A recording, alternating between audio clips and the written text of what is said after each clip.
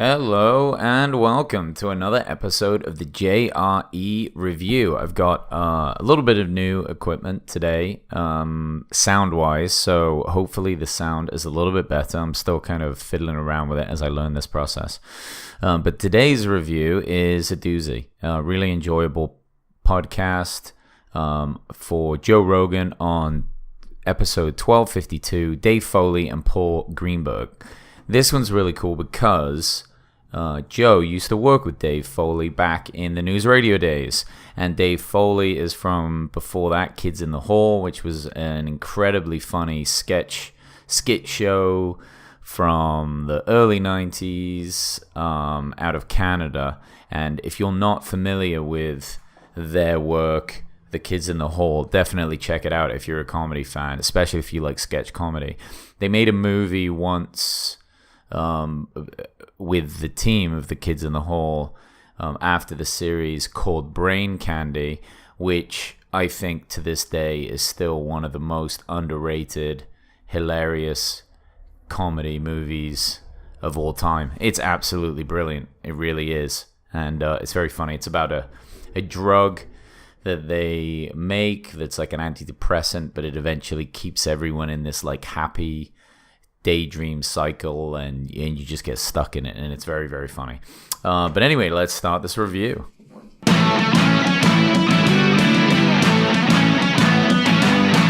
Welcome to the Joe Rogan Experience Review, where each week I review every single episode of the Joe Rogan Experience. What more do you want? So as I was saying, Dave and Joe are very good friends. They go way back to really the beginning of Joe's career. And you can tell throughout their conversation that Joe is very close.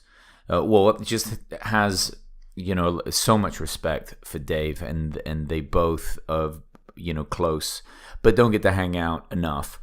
And this,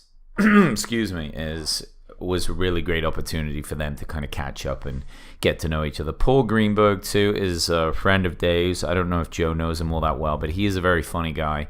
They're both really sweet dudes, and they're actually starting a new podcast together called it's called Don't Say, and then that's it. So if you want to search for it, it just says Don't Say, but it actually was supposed to mean Don't Say Cunt, which is quite funny, but I guess they kind of omitted that because that can kind of cause some issues.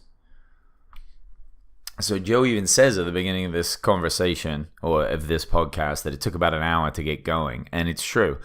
It's quite cool that Joe is perceptive enough of the conversations, being that he has so many, and he's done this podcast so many times. I mean, it really is. I mean, it's his baby. He knows how it works, and he knows when a conversation is picking up steam or not. I just like that he takes responsibility for it. Excuse me. I have a bit of a phlegmy thing, so I apologize for coughing there.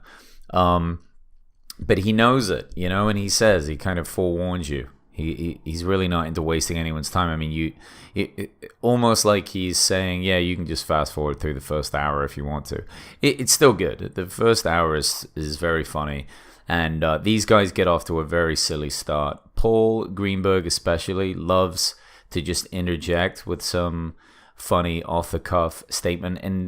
And at first I thought maybe he's trying too hard just to be noticed and be a part of the conversation. But then he really started to add some funny stuff. They get into kind of like the ancient civilization stuff off the bat, which is really cool. Dave Foley is a bit of a conspiracy theory dude. I think he's into UFOs. He's trying to pique Joe's curiosity again. So that's the second time this week. I mean, Dylan was doing it earlier on in the week, getting Joe back into conspiracy theories. And after Joe recently had dinner with what's his name, Van Daniken, that's it, sorry, from Chariots of the Gods. I think Joe is like considering some more conspiracy theory types of ways of thinking. I don't know how good of an idea that is, falling down those rabbit holes, but it is kind of fun. They talk about the mass extinction stuff, the Ice Age stuff, and really how kind of amazing it is that we know so little about, our origin or what's been happening on this planet. For as smart as we think we are, it's like what happened, 20,000 years ago or 50,000, and how small did the human race get down to? And it's really kind of crazy to think of that happening. They talk a little bit about the possibility of alien life, right, being out there. And one cool thing that Paul Greenberg says is he went to watch Carl Sagan, I think in college when he was a lot younger. And wait, Carl Sagan, he must have been way younger than even that. I don't know. But anyway, he saw Carl Sagan when he was younger, and Carl Sagan did this equation on the board that kind of, I think it was called like the Fermi paradox or something. Anyway, it's like the chances of alien life existing. So it just like spreads it all out over all these different factors, and then it's like this is unlikely, that is unlikely, and then maybe only 1% of these planets have a planet, and then only 1% of them actually have the possibility of having life, and blah blah blah. It goes on so long that it's like infinitesimally small to where the chances of alien life are so unlikely, and that's why it explains that we haven't seen them. So it kind of goes over that whole thing. But saying that, I mean, you have to look at, for one, we didn't know about all these exoplanets, all these planets that are very similar to Earth now, right? So that's something that we're finding a lot of. And then also, it's like, okay, back in the day, and Joe and Dave Foley talk about this, it's like, well, they also used to not think bacteria was real.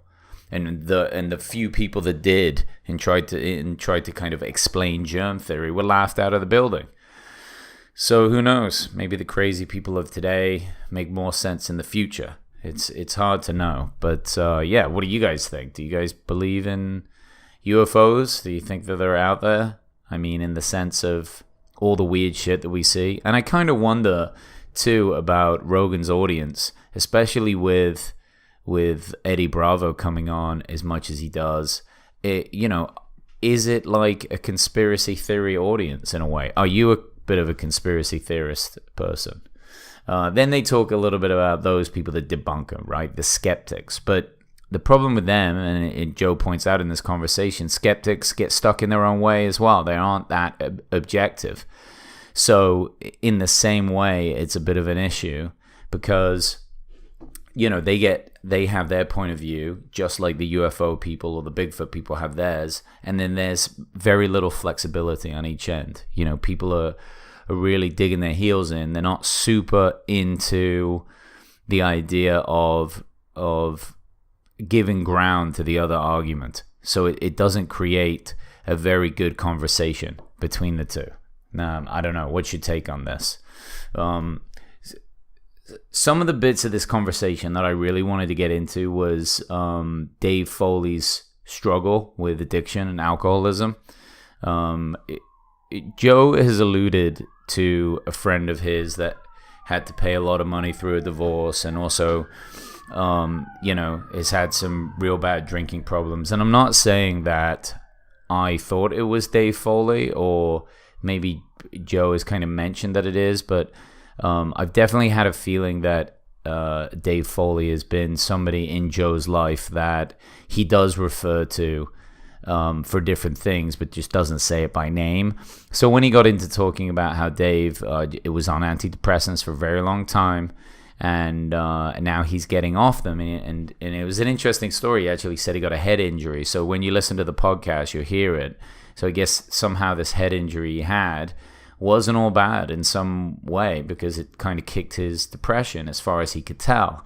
So he's thinking of coming off it. But for a long time, he was in a lot of pain, and he had other ailments, and some like left arm issue that was really hurting him, taking tons of ibuprofen and Advil. Basically, it's the same drug, but tons of that to kind of cure that pain, and none of it was helping until he started using CBD. And I wonder, any of you lot out there in a lot of pain and taking tons of ibuprofen to calm it down, it's an immediate solution, and at times it does work. I had a pretty bad headache the other day, and I really don't like taking Advil. I've just heard so many bad things, but sometimes you get a headache and you're just like, fuck this. I'm not putting up with this all day, and you'll take one. But to hear that people are taking these things every day for all different types of chronic pain, and the worst part, that it's not even helping after a while, it's sad. It's really sad to hear it. And people do get stuck in those loops. So if you are stuck in that loop, consider CBD. It's non-psychoactive. You're not smoking weed or doing drugs in that sense. Obviously, it's a drug, but you're not trying to get in an altered state. You're just taking some pain away, and hopefully taking away some of the Advil and ibuprofen stuff going on. Then they had to talk about a particularly important issue, the recent loss of a friend of Joe's, Brody Stevens, who, for those of you that don't know, was a comedian and supposedly a really great guy, always at the Comedy Store. He was in the Hangover movie, and just a good friend and mentor to a lot of the up-and-coming comedians, especially at the Comedy Store. Tony Hinchcliffe has a lot of good things to say about him and Joe and really all the guys. And he committed suicide last week, so very sad. And they talk a little bit about that, the struggle that people have. And everyone loved him. Everyone was a huge fan of his. I was actually up at the Comedy Store yesterday, and you could hear people talking about it, but quite quietly. Not to make a big deal about it, but just saying how sad it is. And, they're all trying to work through it. But, one important aspect there Joe talks about is, he had all the love. People loved him a lot, but maybe he didn't love himself. And Joe even said that he doesn't remember him having someone very special, like someone he was with and, someone he was dating and in love with. So maybe that was a big part of what was missing for him. But awful situation, and very sad. My heart goes out to his family and everybody affected by it. So, but anyway, kind of ending on a depressive one there. But it's just that continued conversation that people out there are sad, people out there are struggling.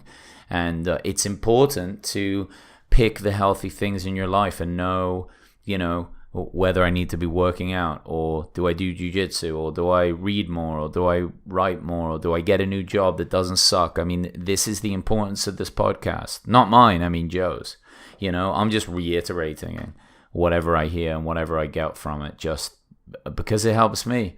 It helps me stay motivated and positive and focused, and I have a good time doing it, so hopefully you guys don't get too bored. But anyway, check out their new podcast if you can. Again, it's called Don't Say and Cunt. And those guys, both Dave and Paul, are very funny, and I really enjoyed the conversation. Thanks a lot for listening. I hope the new sound setup isn't too shitty. I'll keep working on it, but I appreciate you guys. Peace.